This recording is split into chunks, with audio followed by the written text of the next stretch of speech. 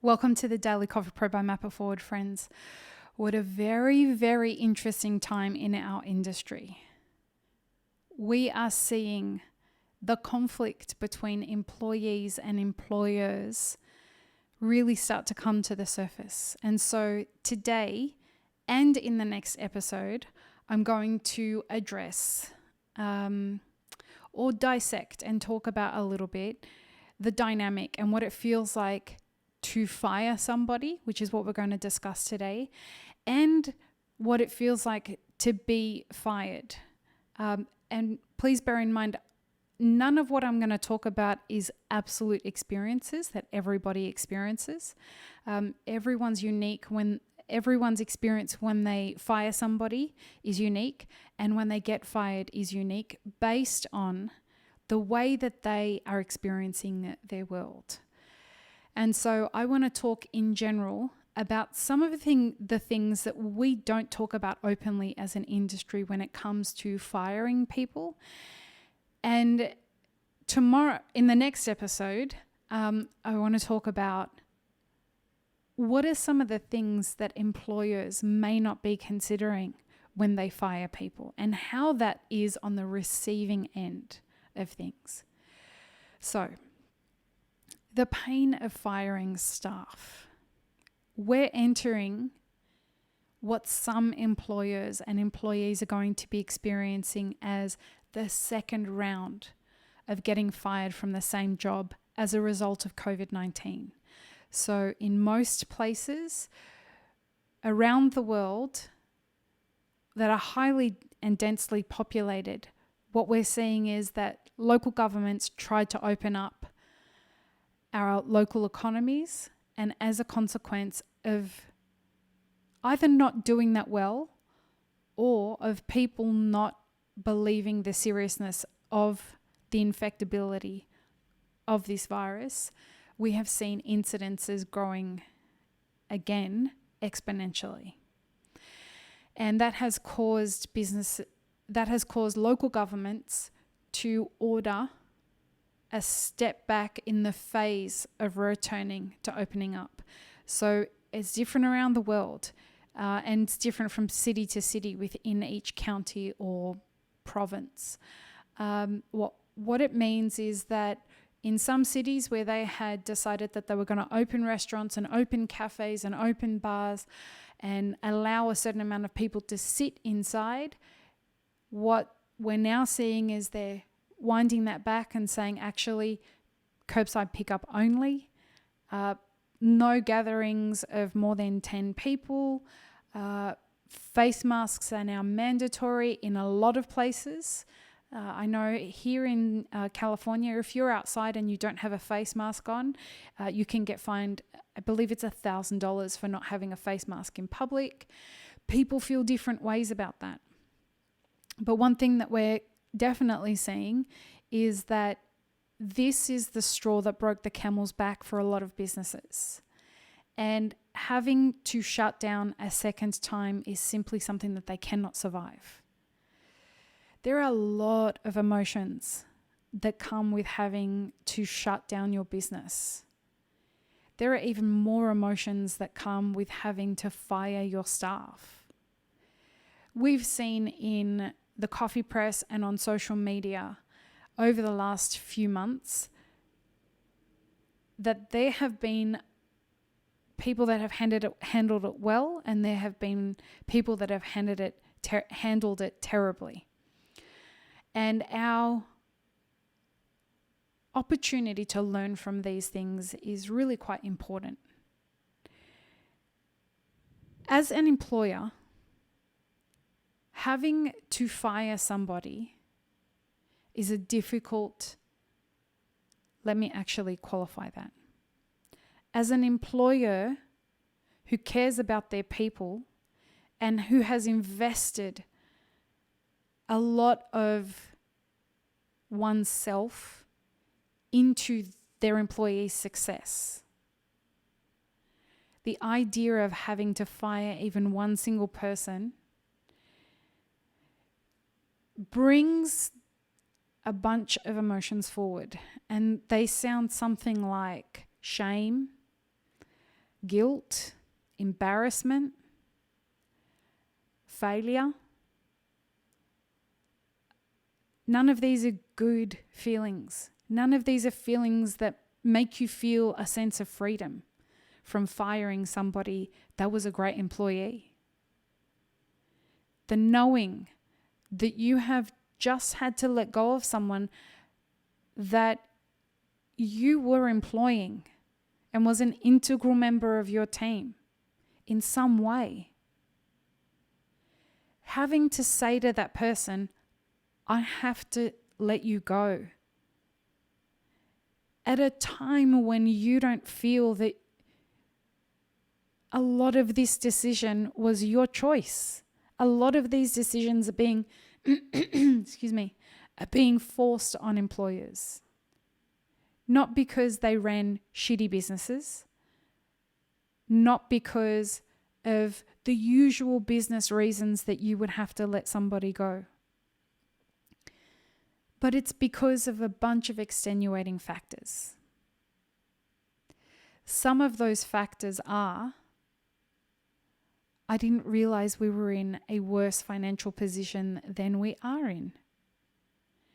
And I have to let you go. Another situation that I've heard from a different employer was, I hadn't told you that we were running on such slim margins.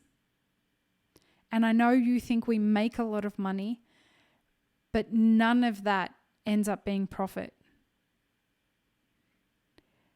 And we're not doing well. We haven't been doing well for years, and this has broken us. And I have to let you go.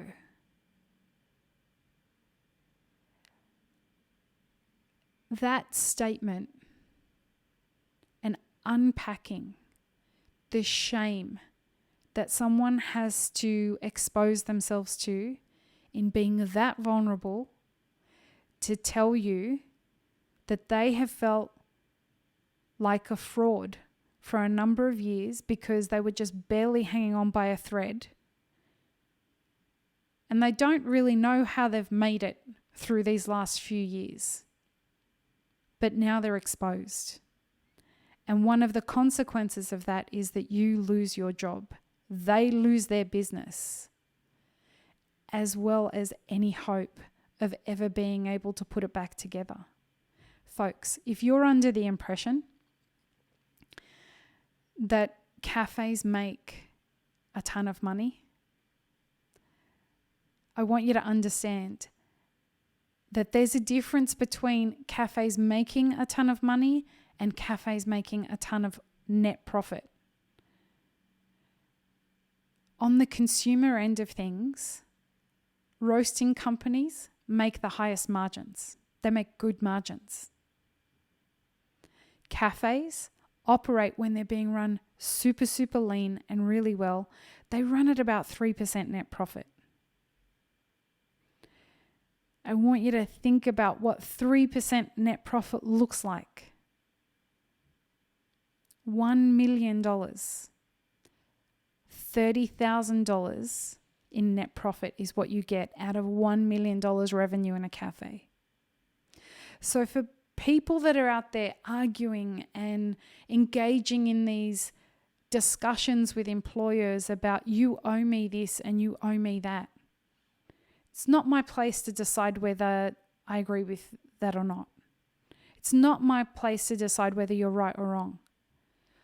All I'm inviting you to do is to step into the complexity with some empathy for what other people are experiencing and know that they are most likely going to fuck this up when they tell you their reasons for closing and firing you.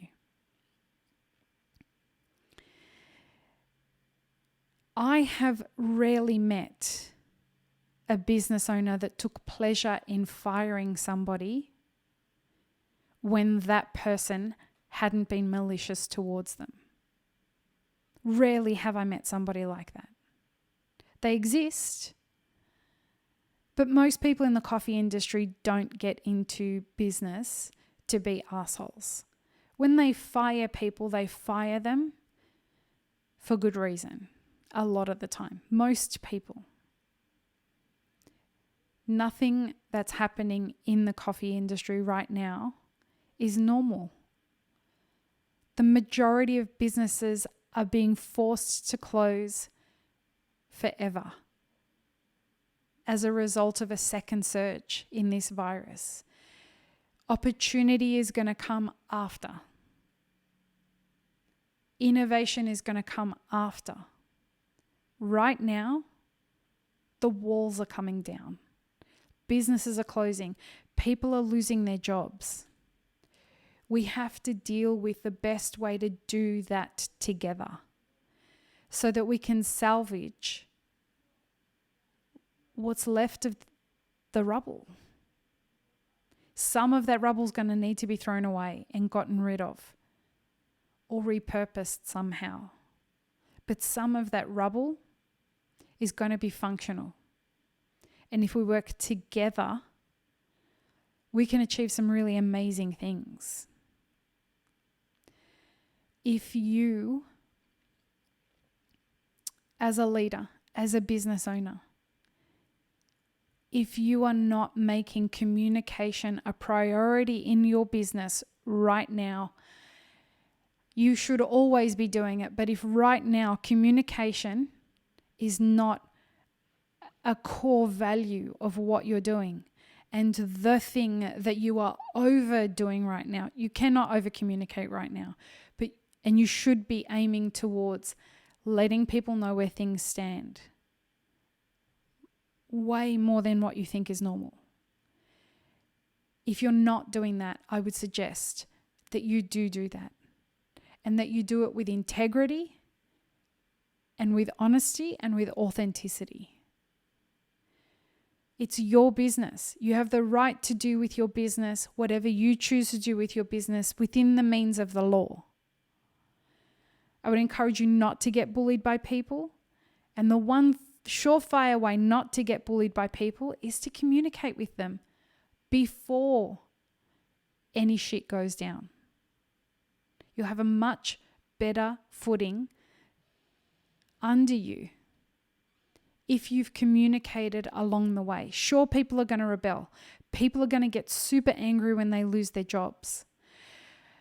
But I tell you when they're going to be less angry is when they are told way ahead of time, look, if this happens, this is when we're going to have to close the business. You should prepare. And when people can see it coming, they're able to process that ahead of time. But when you close all your business and fire everyone with no inkling of an idea that this is what's coming, whether it's within your legal bounds to do so or not, you can't expect the people are not going to be pissed about that. And you will have to deal with the ramifications that come with them being pissed about that. You will have to deal with the ramifications of social media backlash and media backlash. Communication is core here. So get on it, get ahead of it, and let your staff know what the actual situation is. How long can you afford to continue paying them? Give them a heads up. Let them know. And the way that you could say stuff like this is, hey, we have enough money in the bank right now to pay you for one more month. This is how much our payroll costs us. This is how much money we're making right now. This is the net profit that we make, that we've made the last couple of months. And this is what we would normally make. We need you to be aware of how challenging this situation is.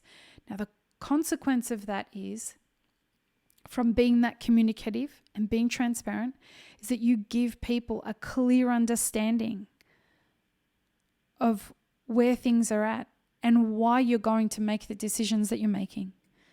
The other thing that you do is no one can complain of being blindsided when something like this happens, if you do have to close. And just finally, when it comes to stories that you're hearing online about anything, any situation that you're hearing about right now, and always, please consider there's 3 sides to every story. What he said, what she said, and then what really happened. This gets much more complicated when only one side is being told and the other side is being silent. Let's communicate more with each other, friends. Peace, love, and peanut butter. Have an amazing rest of your day.